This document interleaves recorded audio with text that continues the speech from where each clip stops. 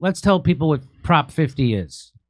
Okay, so our state is broken up into little tiny districts, which with maps around them, like lines around them. Right, for congressional districts. Right. Those congressional districts have 3 things that are very important to the mayors of those little districts. So that would be like the assembly person, the legislative person for the Senate on the Senate side, and the person that writes the laws. So they have these people that they can communicate with. And this is mayors throughout the whole entire state. They build those relationships. What they're proposing to do is remove, in certain districts, not all of them, the ones that are more conservative. So they're trying to wrap maps around to get rid of any of the people that communicate in Sacramento on behalf of the residents in a conservative way out of the way. That means that those people have nothing in common with Sacramento. This is farmers. District 1 is probably the most affected, which is Fresno.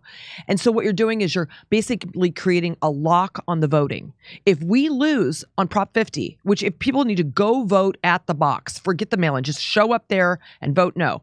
If we lose on Prop 50, it will be very difficult to get elected in a general election in the state of California from tip to toe. No matter how red your district is, it will be almost impossible to get elected if you're running as a conservative or an independent. You have to basically be a Democrat and be under that group of legislators. And so there'll be nobody giving a conservative point of view in Sacramento on important issues that matter to places like Fresno. It's a complete wipeout of that system. Yeah. It's a goal. And so this is basically... So there's a thing called gerrymandering. So that's when the people who are in power after the census in every state, they redraw the districts, your congressional districts, and they redraw it in a way that gives them the most, the Democrats, say if it's a Democrat-run state, they do it to give them the most Democrat district. So we have the most Democrat congressional people going to represent. Same thing they do in Republican states, same thing. So it's called gerrymandering, and that's why you have such crooked and weirdly drawn districts. And so in California, we had a thing where those districts were drawn not by the legislature, not by the governor. So, and they had a nonpartisan body doing it, a committee that was nonpartisan, and they would draw the congressional districts, right? That's how it is right now, currently. That's, well, I think it was in 2008, maybe, is it that Schwarzenegger changed the law and got a constitutional change to have an open forum for district maps being drawn. They call it the special commission or something. Yes, that's true. And they're changing that, and they did it behind closed doors. But at the end of the day, it also wasn't our turn to do it. It's a special election. And we're violating a lot of other things. Like, for example, we needed 120 days. We only have 90 days. We needed a supermajority. We don't have that. I mean, we are supposed to do it in an open forum. We didn't do that. So we broke a lot of laws. It's illegal. It's terrible. You mean to pass this new zoning? That's correct. So which is called Proposition 50. That's right, and it's also super expensive. And, it's going to cost $300,000 or $300 million. And so Gavin Newsom is doing this. He's saying as a counter to what they're doing in Texas, Texas is redrawing their map to give them more Republican representation, more Republican districts in Washington. And he's saying we need to do this. We need to jerry-rig our gerrymandering. We need to rig our gerrymandering in a way that cuts out conservative districts, creates more Democrat districts to counteract what's happening in Texas. That's his mentality, right? That's his, I mean, I think he should really explain it more as a Hail Mary. Not, he's trying to just do anything to stay in power. But that's their argument is Texas did it, which is another failed argument because Texas had the right to, number one. Number two, if you think it's wrong what they did, 2 wrongs don't make a right. Right. Our way of just, not following the law when the law exists makes it very difficult for people to do the right thing. The other situation is the Supreme Court is hearing this now. And the Supreme Court is going to weigh in. And I actually think it might really backfire because it goes back to the Voting Rights Act. And the Voting Rights Act was really based on, racial divide. Like people that were of color were unrepresented in Congress. So they came up with this way to be inclusive. So it's a racial-based platform anyway. And if the Supreme Court throws it out or rules against it, it's no holds bar. They're going to wish they never screwed around with it because it's going to go bye-bye. And so it looks like it's going to pass, the proposition in California. This is the most recent CBS YouGov poll, and it said 62% of the people are on board. They're going to vote in this election to go ahead and pass Proposition 50, which then redraws the maps in a way that's going to get rid of conservative or Republican districts and make more Democrat districts. And they say it's to counteract what they're doing in Texas. Now, you say Texas had a right to do it. What do you mean by that? They were on time to do it, and they did it on time. What does that mean? Well, you're only supposed to do it after you complete your census and on a schedule. Yeah, we are like, I think 4 years from our census, if our census is even complete, because we didn't do the paperwork for the census. California is so far behind on all their paperwork. But I just want to say something. I have not seen that poll. I'd be interested to know like how rigged that poll is. Also, that breaks my heart because this is exactly, it's closing the door on any conservative points of view. We should inquire with Madison McQueen and Owen and find out more about it. This breaks my heart because what this means is it's goodbye to any GOP representation in California. We have to get rid of Prop 50, not to take over California, just to allow people that have a different agenda in farming, for example, where they're fiscally very, very tight and responsible, to be able to have a voice. A voice. Correct. And so they're getting rid of that. That breaks my heart. So let me just show you this. So now a big part of a lot of people vote. I vote mail-in California. When I vote mail-in. And there's a big problem with this Proposition 50 and the mail-in ballots. Let's show it. Let's show it to you. Here it is. Yeah, the whole story in my hand right here, these Sacramento County mail-in ballots. And as you mentioned, you can see there is a hole right there in the envelope that if lined up, that ballot perfectly, you can see how someone would vote. And voters and viewers called.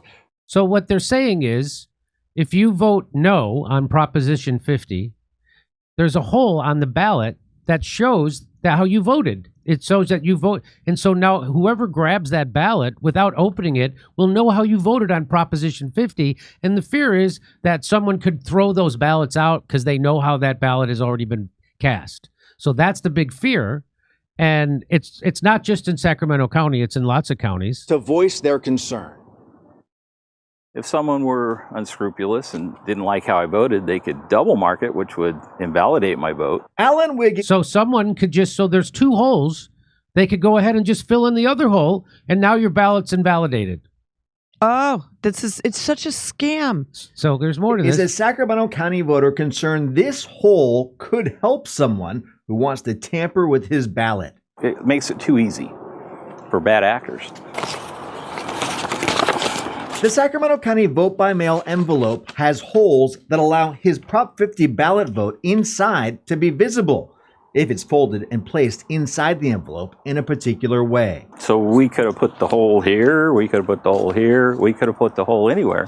It appears to me that it's been placed there for a reason. It is a non-issue. Ken Kasparis is the spokesperson for the Sacramento County Registrar of Voters and says election integrity is not at risk and the holes serve a purpose. They're very important. So there are a couple of reasons that we have the holes on the back of our ballot and one on the front. Kasparis says the two envelope holes on the front and one on the back help election workers verify when the ballots have been removed from the envelopes. And they also help visibly impaired voters. And it gives them something to feel so that they know where to sign their name. This is not the first California election holes became a hot topic. During the governor's recall vote in 2021, a social media post in LA also pointed out the holes, claiming an election conspiracy. Kasparis says there is a simple solution to the see-through issue. So the back of the card is left blank.